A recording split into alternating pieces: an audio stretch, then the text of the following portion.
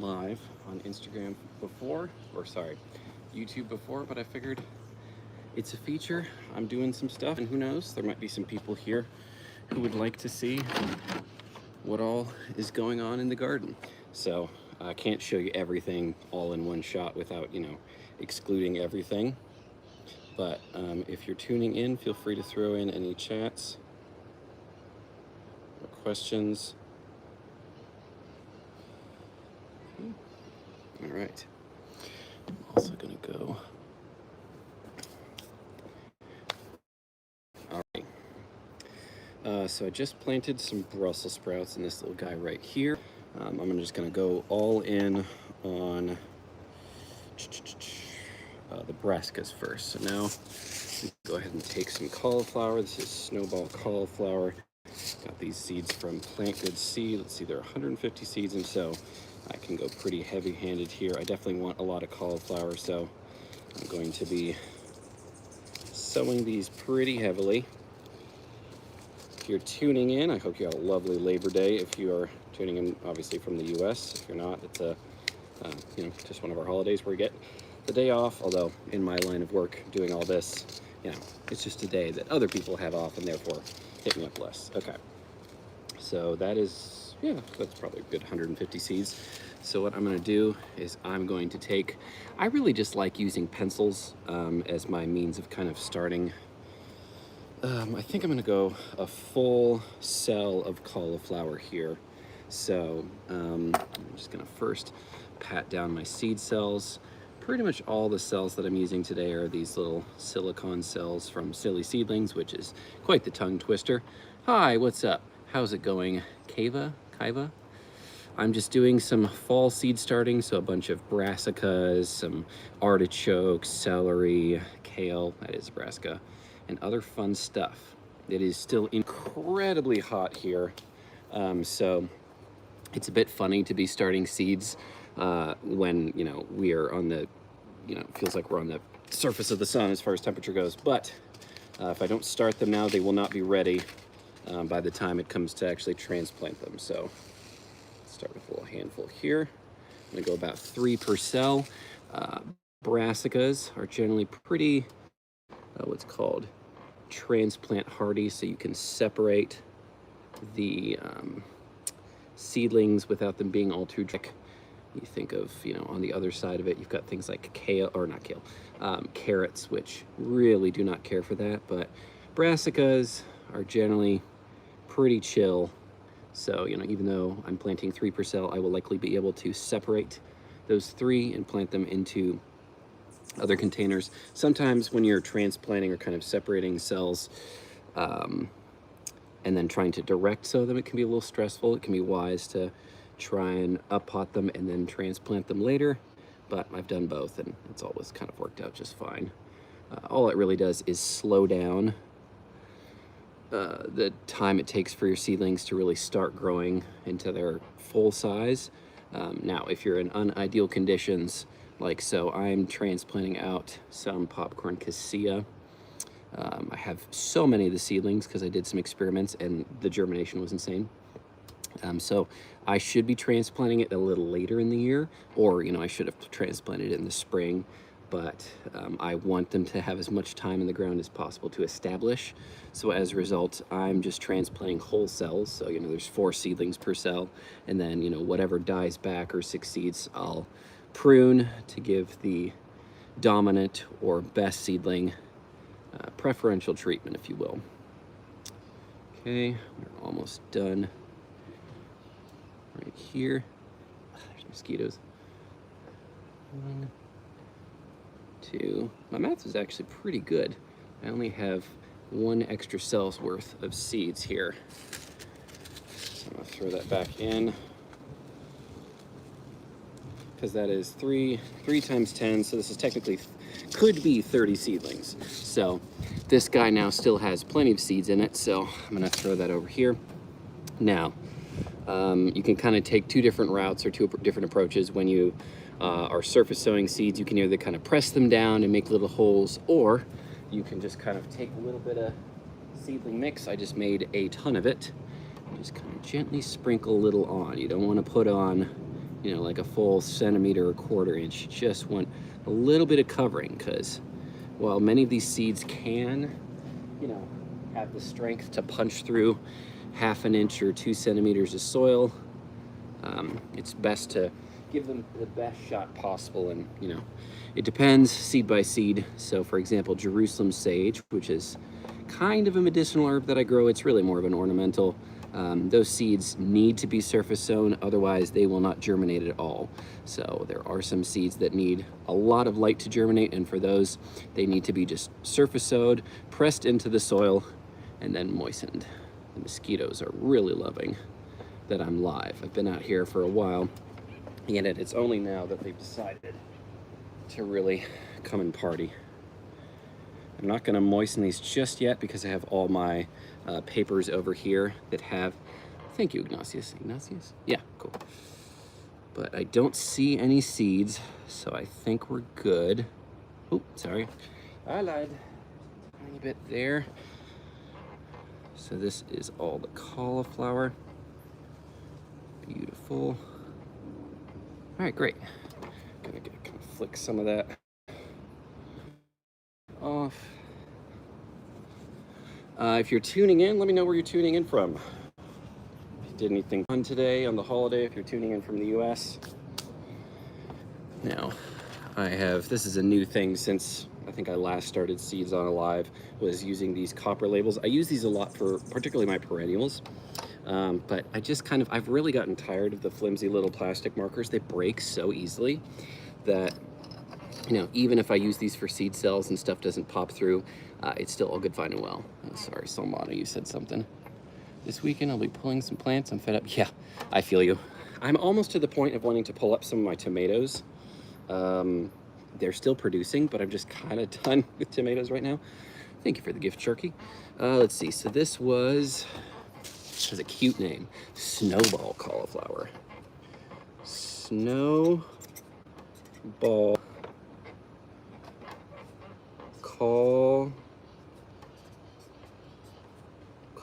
what a weird looking word, cauliflower. Okay.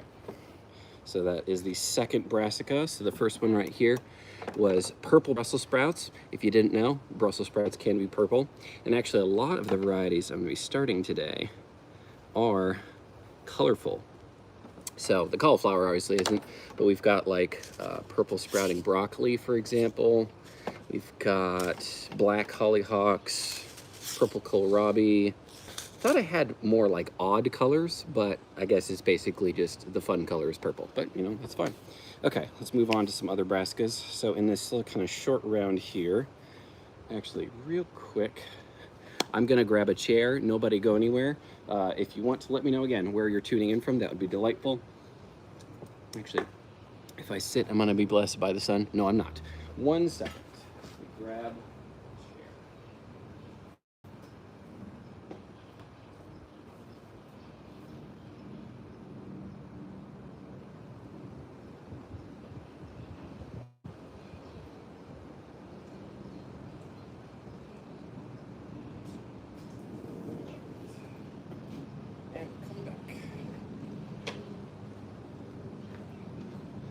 Okay, sweet. So let's dedicate a 5 cell to like a weird brassica, which I don't imagine will kind of take up as much space in the garden. So cauliflower definitely going to take a bunch of space, but something like, let's say purple kohlrabi. Let's just add, I'll go 3 to a cell here. These seeds are from, what was the name of this? It's like Abundant Harvest, Abundant Living. Hello, Zone B here. Oh, nice. Where Zone B are you? It's always kind of a mysterious, fun guess as far as what, where the zones lie. Because, for example, I'm in Southern California and I'm in Zone 10A, but I know people in Florida who are in Zone 10A, and they could not possibly be more different. And that's why I think it's really important to kind of find local gardening groups, find you know, local or similarly climatized gardening creators, because you know, what you would grow in Zone 10 in Florida and Zone 10 in California are wildly different. And I know I'm just generalizing by, you know, listing 2 states in the US, but Arizona, I didn't know Arizona could go down to Zone 8. Let's see, so I need 1, 2, 3, 4, 5, so 15 seeds. 1, 2, 3. There's no hope to me counting all these. Let's say that that's 15. If I need more, I'll get more. Okay, so let's go 1, 2. I posted a video today it was just on TikTok. I got the biggest block of coco coir I've ever found. Whenever I find them and do seed starting, I feel like they're usually maybe 1 pound. I think the biggest I've gotten was like 2 or 3 pounds, but I found a 10-pound one, and that was freaking sick because it, it made basically an entire 27-gallon tote of soil, and then I just mixed in some worm castings, some a little bit of biochar, perlite, and then just kind of combine it. I think that's all I added. I'm becoming a subtropical area, so I'm always kind of like, all right, fantasize is the wrong word, but I imagine what it would be like to grow in a tropical or subtropical environment because, my friends who are in the Carolinas and are just being doused with rain right now, we have not had rain here in Southern California in months. And for all my nerd curious garden folk out there, that's why I'm really such a fan of the Köppen climate classification system, say that one 10 times fast, is because it really factors in rainfall as kind of like the keystone bit of data for what you can grow or how your zone is categorized. Because if you get no rain during the summer versus getting doused in rain during the summer, your growing experience, your irrigation, your focus, your energy will go to completely different things. So I know people who only hand water in the summer, like in Ohio and things like that. If I had to hand water my garden and that was the only means of irrigation my garden got, it would be dead, because if I missed one watering, everything would fry. And I know that because when I tried a new hose timer earlier this year, kind of early summer, it was very inconsistent, and just after a few days of missed irrigation, everything got obliterated, whereas when things are a little more humid, I'm not going to say a little more chill, because obviously the pest pressure tends to be a little more intense in more arid or in more kind of moist areas, if you will. All that to say, it's just a very different growing experience. So I am in, Mediterranean hot summer, which I think is Köppen Climate Classification System, CSB. I forget if it's CSA or CSB. Yes, I'm able to grow fruit trees most of the year, especially this year, but I got them greenhouse. Today I really had kind of the first itch I think I've ever had for a greenhouse. I have like a shed over that way where I store a lot of tools and things like that. But being that I kind of just keep all of my seed cells and projects and little cuttings that I'm rooting on a table out here, I'm like, it would be kind of nice and aesthetic if they were all in a greenhouse. So who knows, in like 6 months or so, you might see me with a little greenhouse or setting up a greenhouse. I will say setting up that shed was one of the most annoying things I've ever had to do as a gardener.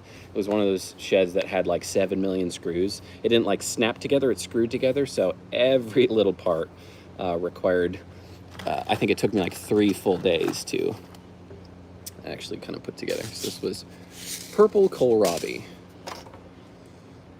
Let's see. Purple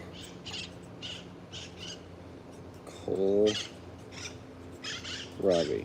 Now, I'm curious.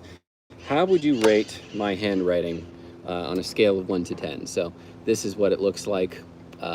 This is me not really trying. I realize it's probably backwards for you, or maybe it's not. I tend to think of my handwriting as slightly below average. I've certainly seen worse, and I've certainly seen better. Also, I feel like for a dude, my handwriting is just fine, and I can read it, though if someone had to try and kind of read all my stuff, if you can understand it, it's a 10. That's a funny way of putting it. I like that. Okay, so these first 2 out of 5 are full. Let's move on to another. My wife really wanted cabbage, so let's go pretty hard on cabbage. No, let's go hard on Brussels sprouts first. Let's do a full 2 trays of Brussels sprouts. So these are Long Island Brussels sprouts. Looks like a whole different language. That's funny. 100 days till maturity. Now, I'm not saying this is my last time trying brassicas, but I'll say this is the time I'm really giving them their fair shot. I feel like I tend to start them a little later. I'm a little more lax in transplanting. In the same way that like people in colder zones, so like 8 and under, kind of struggle to grow capsicum chinense peppers because, you know, you need a lot of days for stuff like that to establish. It's kind of the same with brassicas here in Zone 10, or specifically here in Southern California, because it takes so long for brassicas to, you know, really develop sprouts and things like that. But by the time they're developing sprouts, it's already kind of bolting. So Brussels sprouts this past year was terrible. I think a year or two ago when I grew them, they were decent, but I didn't have enough plants, so it was like one dinner's worth. Speaking of, I gotta water my plants before sunset. I'm sore through and have a hernia. Oh no, my first year really going in at gardening. That sounds, I mean, respect to you for gardening amidst, you know, some physical barriers, if you will. So definitely take your time, be kind to yourself, use a garden kneeler. I think that's one of my favorite things whenever I've never been injured to that degree, but anytime I've, you know, torn something or whatnot, a garden kneeler is really, really helpful. All right, so we're gonna go a full tray of Brussels sprouts. So that'll be this right here. Whoop. Rotate this over here. There we go. Okay, so I'm just gonna pull this a little closer to me because I want to be a little bit lazier.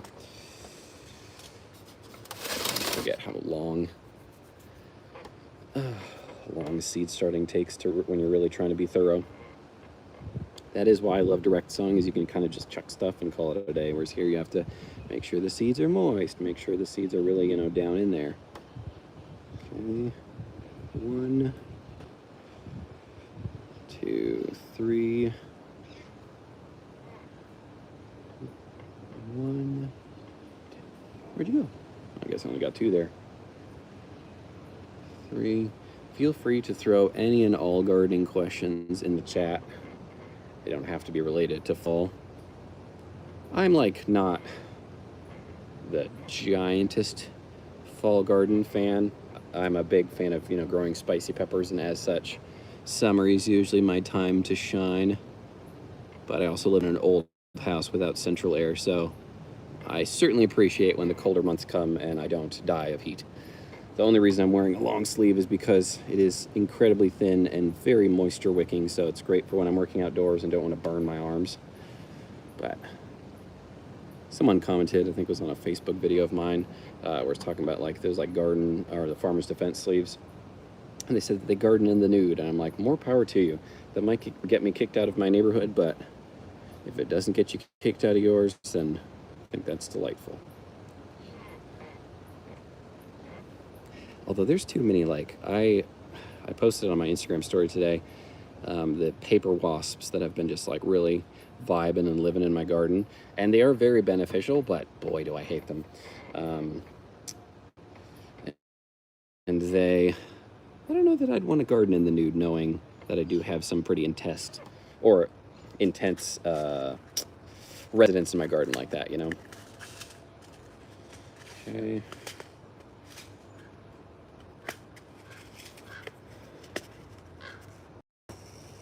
Okay, so this was Long Island Brussels sprouts. I think they're the only green, but I'm in New Jersey zona. Is it too late to plant seeds for veggies? It depends what you're trying to plant and grow. So you definitely can plant stuff for, what's up, Bryce? You can definitely plant stuff for the fall. So you can plant your brassicas, kale, lettuce, things like that. Depends when your last frost date is. So 7A is on the colder side. So as far as like, you know, kind of sneaking in a quick thing. But what I would do is I think it's the Farmer's Almanac. That is the thing that says, you know, when your last frost date is. And so say that's 70 days away, and you can look up or just Google. I mean, if I had access to my phone, obviously it's being used at the moment, I would look up what crops can I grow in 70 days or 70-day ripening crops. So sometimes it's things like radishes. There are some radishes that take only like 14 days to produce. And then there's some stuff that takes 90 to 100 days. So like I'm doing some cucumbers. I'm just kind of sneaking those in. And those, I think I started a few weeks ago. That was really more of an experiment rather than like, oh yeah, I'm really gonna get a yield out of that. So that would be my suggestion. Most likely there's something that you can grow. And there are some things that you'd sow now and they'd establish under the soil, and then they'll pop through in the spring. So one thing I'm planting later this week, which is going to sound super random, but I'm going to start growing saffron. And saffron in colder zones, like in yours, I know it's probably weird to say that zone 7 is a colder zone, but what you want to do is you want to sow the saffron corms, I think it's like 6 inches down in the soil, so that they can establish and develop their roots over the winter. And then in the spring, and they'll pop up. Whereas here, in zone 10, I'll plant them maybe like 2 or 3 inches down, and I'll likely get my first harvest in, I think they said November or something like that. And then again in the spring. I put harvest in quotations because harvesting saffron, I think it's like 3 of those little red petioles, I want to say is the name, little spikes. That's why saffron is so expensive, because it just produces so little. I was thinking broccoli, cabbage, and so on. You might be able to. A lot of brassicas, like broccoli and cabbage, are very cold hardy and even frost tolerant, so they can grow through the winter.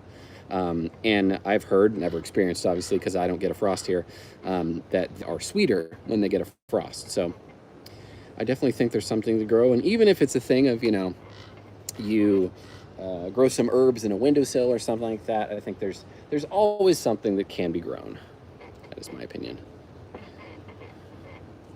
think I lived 1 year, or 1 winter in New Jersey, in Belmar. But I was much younger, so that was before I started gardening, so I don't have any recollection. It would be helpful information for you, but New Jersey in the winter is definitely cold.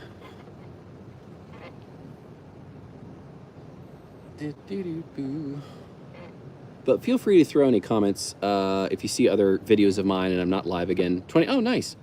Okay, great area. Beautiful area. Mosquito on my neck. So, oh yeah, I was going to say, just drop a comment on a video of mine if you have any questions, even if it's not relevant to that one video, about, what your fall gardening experiments are, and I'll be happy to help you. I will definitely be posting more about fall stuff because, well, 'tis the season. I am in the throes of deciding what of my summer garden to kind of keep going and what to call a day on. So this is going to be green Brussels sprouts. Now I'll say the full name. Long Island Brussels sprouts. My favorite fun fact about brassicas is that all brassicas are actually the same. They're just like different variants. So it's not like peppers where you have like jalapenos and serranos or whatever. Or I should say like jalapenos and habaneros, which are different genuses. But all brassicas are the same plant, just kind of bred for different traits. They're all kind of bred from the mother plant of wild mustard. But then, you have stuff that develops more sprouts, and they're Brussels sprouts. And you have stuff that produces one large sprout, and that's cabbage. And so it's a very fun and interesting one, at least fun and interesting to me. Let's do some celery. Now let's finish that. Let's do some white stem pak choi. This is probably my wife's #1 request for my fall garden. I got a little bit in trouble because I way overdid it. Oh, thank you, Olivia. I way overdid it with the tomatoes in the summer, and she doesn't really do tomatoes like that. So I'm devoting much more of the fall garden space to intentional and beneficial things. And next summer I will definitely plan things out a little bit smarter. But it is just really fun to grow tomatoes. Even if I don't eat all of them, myself, I love giving them to people. And if you've seen any of the videos, like I gave them to one of my favorite trainers at the gym who like cooks everything from scratch, eats like full paleo. He's kind of crazy. I've given him a few things of tomatoes, and he loves them even more than I do. For me, it's kind of the fun of growing them too. Let's see, so pak choi. Let me flip this around actually. That sun is being rude and sneaking around on me. Okay, so this is gonna be pak choi. This I'm surprised I actually have as many seeds as I do. Let's see, what else can we talk about? Those of you who did, wow, these are small. Those of you who did garden in the summer, let me know how it went. What was your favorite thing you grew? While I wait, I'll think about what my favorite thing I grew was. The Carolina Reapers did pretty well. What's funny is that they're just now starting to like really pop through.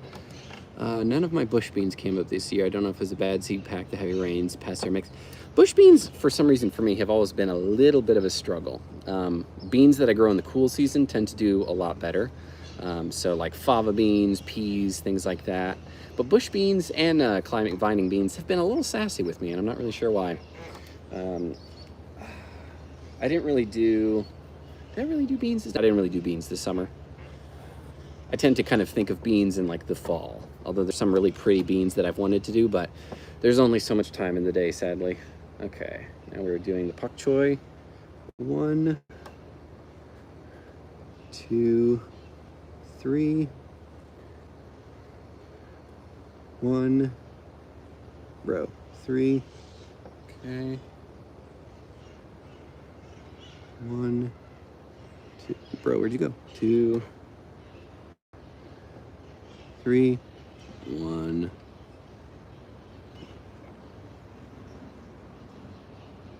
Where'd you go? 2, 3, 1, 2, 3. I think one thing I really do love about fall gardening is that you can get some pretty quick crops sneaking in. So if you want to just like throw some kale and arugula, especially arugula, just like in your garden randomly, it will tend to produce pretty quickly and continuously. Obviously brassicas are much more sassy and slow, but that same thing does not. I guess cucumbers in the summer are kind of a little quickie crop. It's funny because they get so big, but really they are not. They're a fairly short-lived annual. So once they produce their crop, they will tend to start to develop disease much quicker than other things in the summer garden. So compared to, what's up, Vanessa? In comparison to things like, especially things like loofah, like squashes that take an eternity to grow. Although the funny part is right now I have volunteer loofah coming up because I didn't realize. Hey, if you want to go live, you let me know. I'm happy to gab. I didn't realize how many spots in my garden I'd cleaned out loofah into, so just like patches of soil that don't get irrigated. And then in my quest to grow moringa and more popcorn cassia, I've started irrigating those spots. I've planted in those spots. And as a result, I've discovered my former sins, wherein those were spots that I just kind of shook the loofah out and cleaned out. No worries. So like over maybe like 6 feet this way, and then like 2 feet over this way, like right here, let's see, I've got one popcorn cassia seedling, and there are 1, 2, 3, 4, 5, 6, 7 loofah seedlings like right next to it. It's funny. I mean, I eat those. I actually haven't harvested them yet because I need to film them, but I love to eat seedlings. There are some seedlings you can't eat, so don't that's why I haven't filmed it yet, because I need to be very cautious in my wording. Because loofah seedlings, zucchini seedlings, cilantro, all that jazz. Oh, I grow so much senna. And I'm assuming when you say senna, you mean like proper senna herb, like the, extreme laxative. Bigger by now, but they're toe time. Peas. Theo, you said you're in the mountains. I tend to think of peas as more of a, well, I guess if you're in the mountains of Arizona, that is, you can grow peas. But even then, now it's even in zone 7 a bit hot to be growing peas. So if it's your first kind of run around gardening, I would suggest starting them again in the spring. You could start them in seed cells maybe 2 weeks before your last frost date. They establish fairly quickly, and if you transplant them when they're too root bound, they can be a little sassy. Let's see. Vanessa, your question. Yeah, I have a bajillion seedlings of Senna didymobatra, which is popcorn cassia, but I do finally have 2 big old healthy seedlings of Senna alexandrina, which is medicinal senna. Those I'm kind of just letting establish healthily, and then I'm going to transplant them. But yeah, I'm excited to grow that one. It is kind of a long-term goal of mine to grow just like every senna I can. So what's there's like a native senna to the US. I know it's called wild senna, but I love knowing the Latin and medicinal names, or not medicinal, just the botanical names of stuff. What is that one? It'll come back to me. There's a good few fun sennas, though. Senna alexandrina is like the senna for medicinal usage. I have heard or done some kind of preliminary reading on non-Senna alexandrina medicinal use. I know that in parts of Africa where Senna Pteridimobatra is native to, they use it for kind of a similar thing, because I think a lot of Sennas do the same very like laxative-y thing, but the Senna alexandrina is kind of a little more just like have at it vibe, whereas the other ones require a little bit more finesse. Let's see, this was Pak Choi. Let's get one of these little marker guys. Yeah, I have so much. I wish I had more of the Senna alexandrina. I will say, I mean, I bought those seeds from like a mysterious seed website in like Portugal. They shipped to here.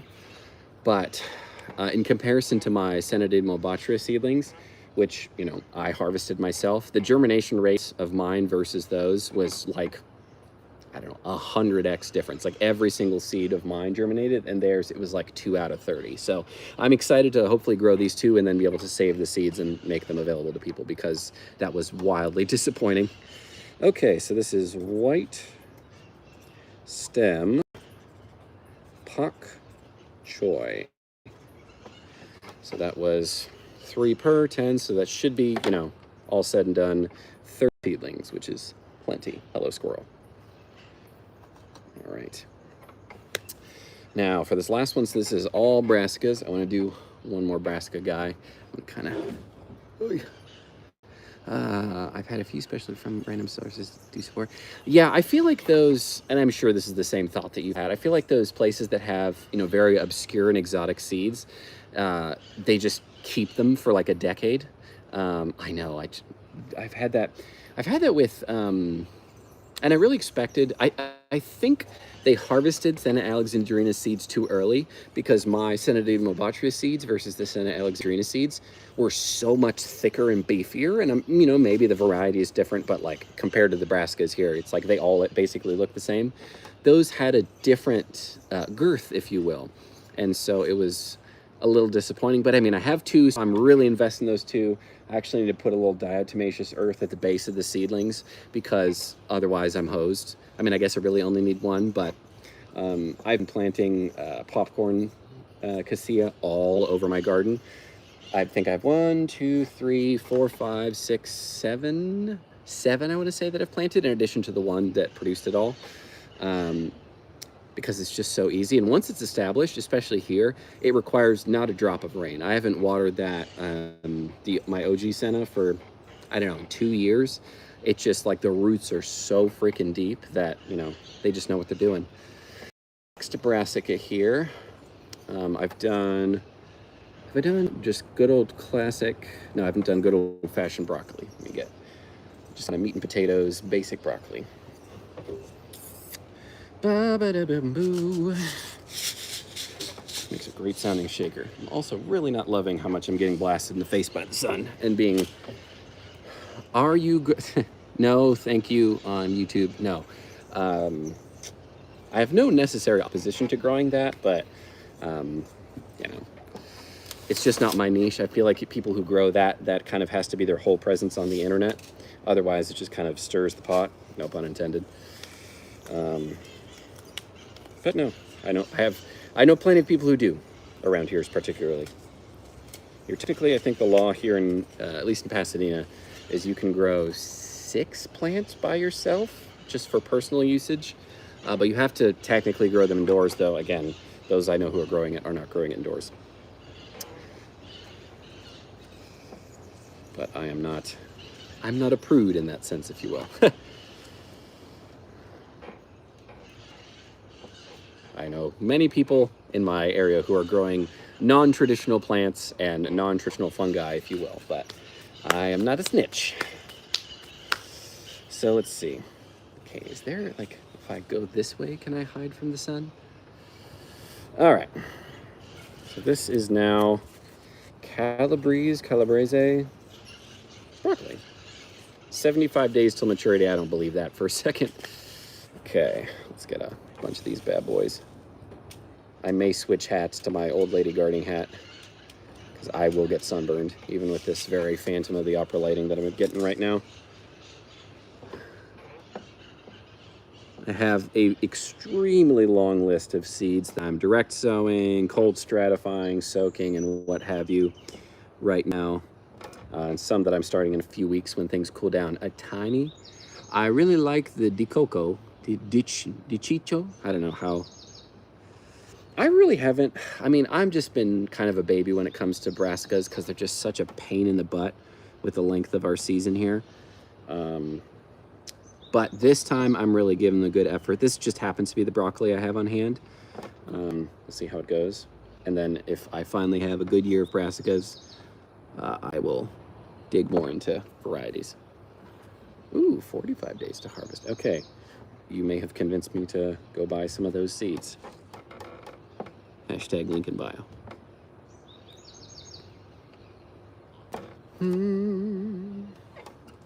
Okay, 3 of those bad boys. Parachicaba sprouting broccoli from Jim. I have a few sprouting broccolis. That actually didn't do too horribly for me this past year.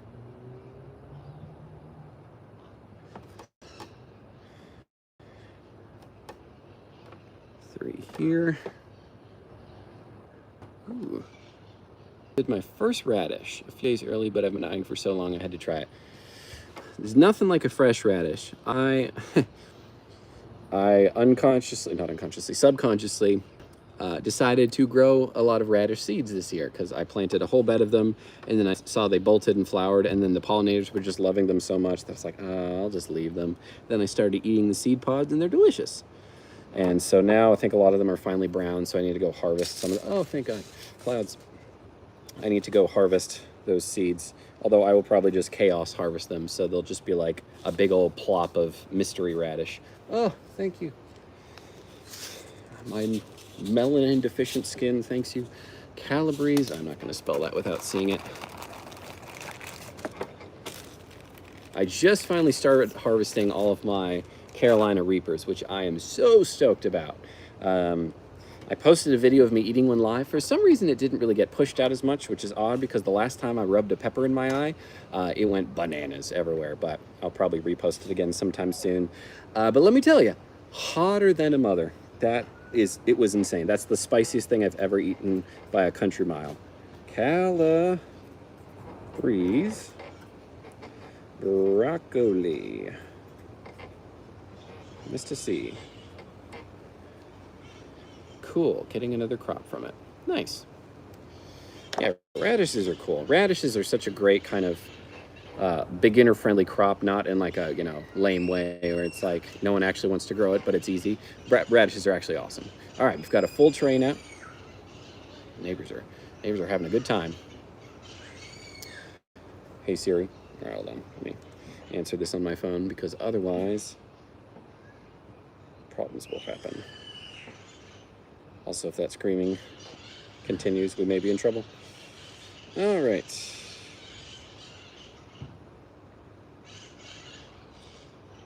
Yes, let's go at like 6. All right. Breaking the fourth wall here. Okay, 1 full tray. Let's prioritize more brassicas. So this guy's good. I'm gonna temporarily move this out of the way.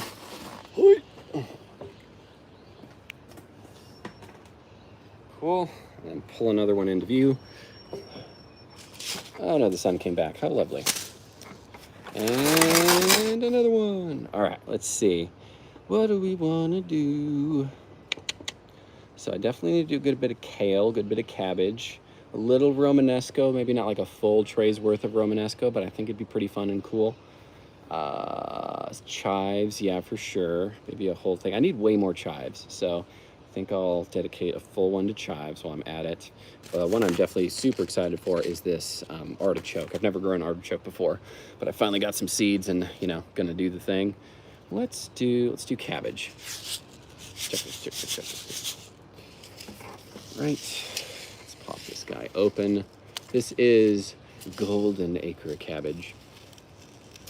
I have a few seeds available on my website, namely the popcorn cassia or Senadita mobatra, and like loofah and something else I want to say. But I've been frequently tempted by naming them just fancy things because I feel like some of these things are just arbitrary. But maybe that's not my cynicism because I'm not cynical about it, but I just find it funny when like there's basically the same plant but it has a very like elaborate name. So who knows? I might at some point rename my Senna didymobatria seedlings, I don't know, like Pasadena Surprise Senna or something like that, you know? Might add a little bit of a zhuzh to it.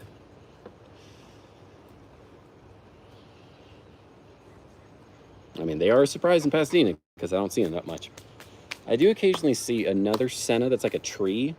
Go away, fly. About like 8 feet that way. I have like some blueberries that are still in their pots in a tray, and the paper wasps live there and they love it. So I am intentionally as far away as possible in the other direction because they're great, but oh my gosh, are they annoying. They are so sassy. And not sassy in the way that like carpenter bees or valley carpenter bees will like get at you and then leave. Whatchamacallit. Paper wasps will like follow you and be mad at you, which, you know, whatever. It is what it is. Okay, so let's see. We're doing golden acre cabbage. Okay. It's so trippy how all brassica seeds just look identical. It's like, wow. Have some individuality. Ah! Okay, hold on. I might throw this bad boy on so I don't burn to a crisp. There we go. I'm just a poor... There we go. Now I look like a mysterious angel. Okay. So much better. I really need to get like 7 more of these like lightweight hoodies. They are just kind of the perfect pairing for me when I'm working in the garden. I don't really do gloves like that. Only if I'm like having to go from like wet to dry, then will I use gloves just for like the wet application, but otherwise I'm kind of raw dogging it. Also, there's that whole thing of, what is it? Is it serotonin or dopamine that you get from kind of interacting with the soil and the soil kind of getting under your fingernails and stuff like that? I'm sure someone knows that one. I forget which is which. Freaking fly on my feet. I'm gonna tap dance down here. Okay, boop, boop. Okay. I have until 6 p.m. Pacific, so maybe another 30 minutes or so. So if you have some questions, things you've been wondering, now is the time to ask them. We can talk about medicinal herbs, we can talk about soil life, we can talk about attical landscaping, we can talk about these flies that keep trying to eat my legs.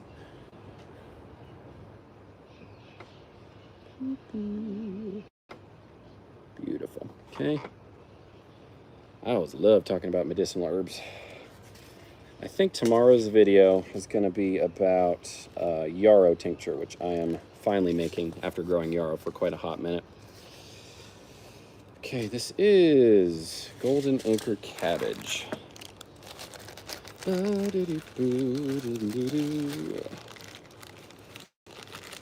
think I really do like these skinny labels. Most of these like copper labels that I've bought before are kind of this way and then the stakes go down. Please don't be a paper wasp.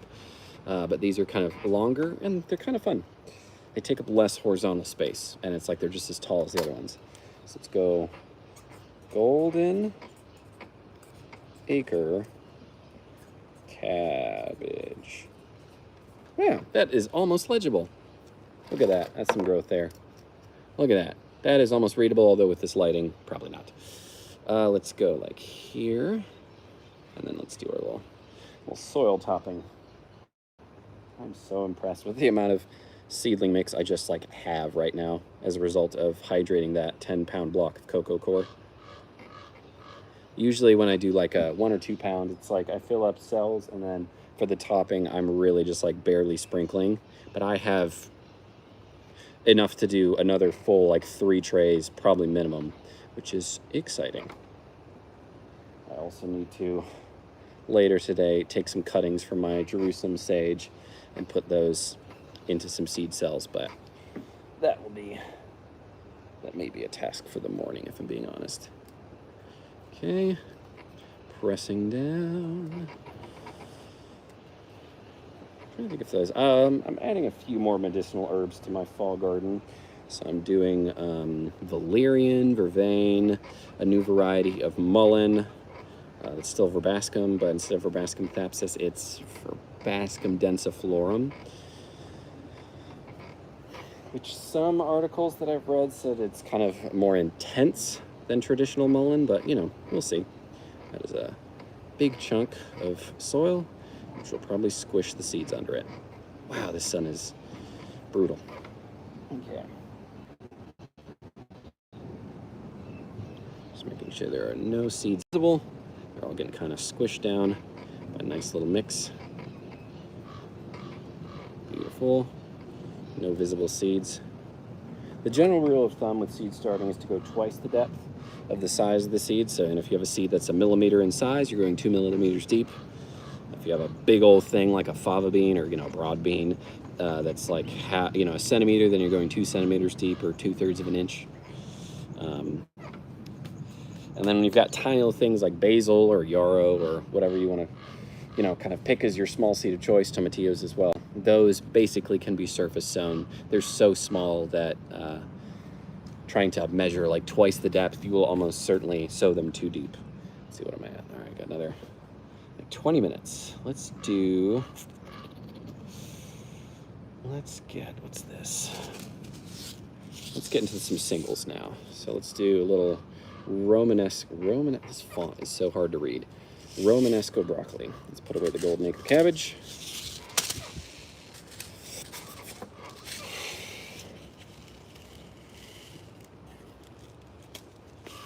Okay, I don't know that I'm gonna do 2 full cells of this just because I don't care that much about it. Romanesco broccoli. So let's see, if we're doing 3 per, I need 15. That's good. It's a little more than 15.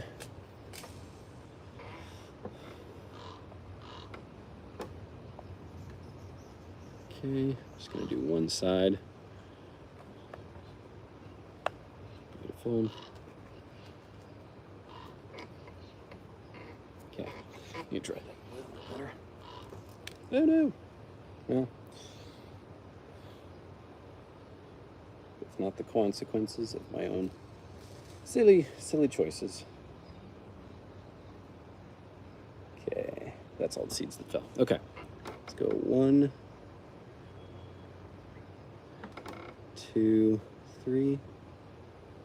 Another thing I guess I feel with my funny little hood right now is like that character from Assassin's Creed. That will probably be a very male reference.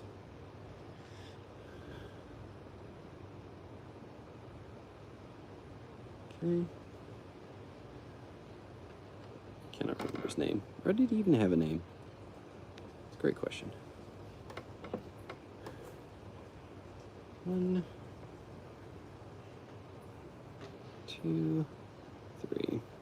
Okay, that's enough of the whatever this was. Romanesco broccoli. Let's label that. Get these bad boys here. I'm gonna need to copy that spelling because there's no way I'm remembering how to spell Romanesco. Roman? Actually, I guess it is fairly straightforward now, isn't it? Great. So that was just this. Yes, I see the seeds. Okay, so it's just this. Beautiful.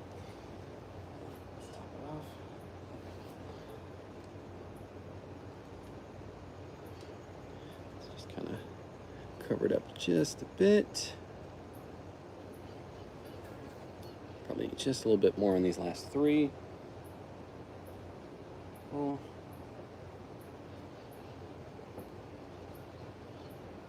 Lovely. Big old wood chip. And go a tiny bit more on these front 2. We may end up just getting to the brassicas today and not quite so much the fun medicinal herbs, but progress is progress. Okay.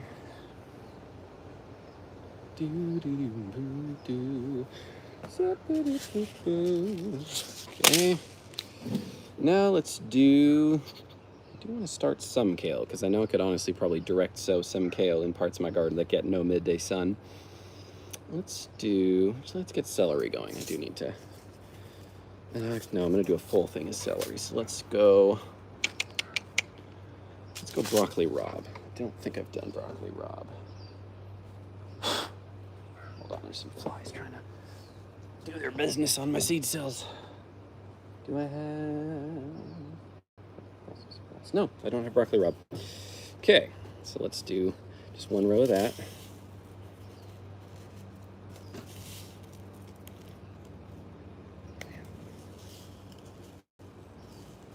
So this is pretty much exactly where these seeds are going to live, which is going to be nice because they are shielded from midday sun. So at this time of day, it's pretty chill as far as sunlight goes. If these were getting hit at like 1 p.m., that'd be pretty brutal. But like 5, 6 p.m. sun is pretty gentle, and will be nice for giving them some light, but not brutal light. What's up, Rachel? Okay,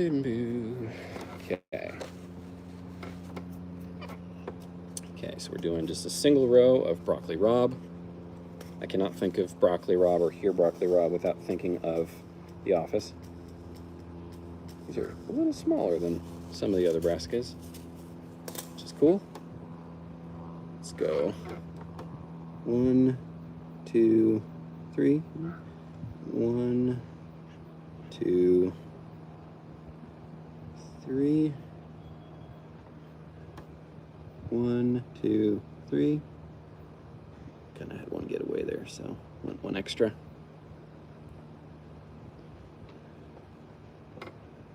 Okay. Add one more there. Beautiful. Okay.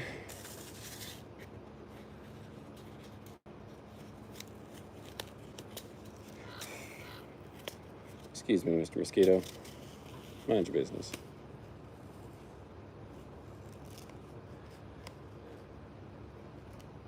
Okay. Get those back. We've got, so this is broccoli rabe, R-A-A-B.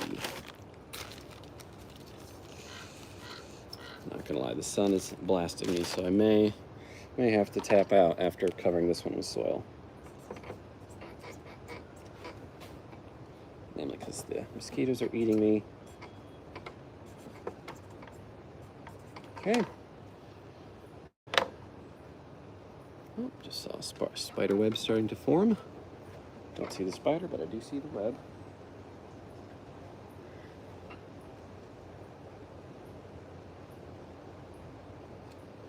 Okay.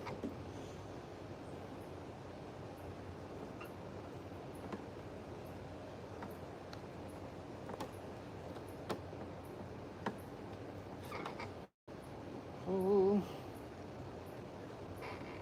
It's actually been a pretty chill day as far as sounds in the background go. Usually when I'm live, there's always parrots and leaf blowers and stuff, but I think everyone's just kind of chilling today, which is nice. Okay. That might be it for right now. A little more up in there. Oh, we're good. Okay. Alrighty. Well, it has been delightful to hang with all of you. I hope you have a lovely rest of your day. As always, I'm Aaron, aka Garden Zaddy. Thank you for tuning into this live, and if you had any questions about things from today, feel free to drop those questions into the comments of any upcoming video, and I will see you all again soon. Bye. Just here, and then here.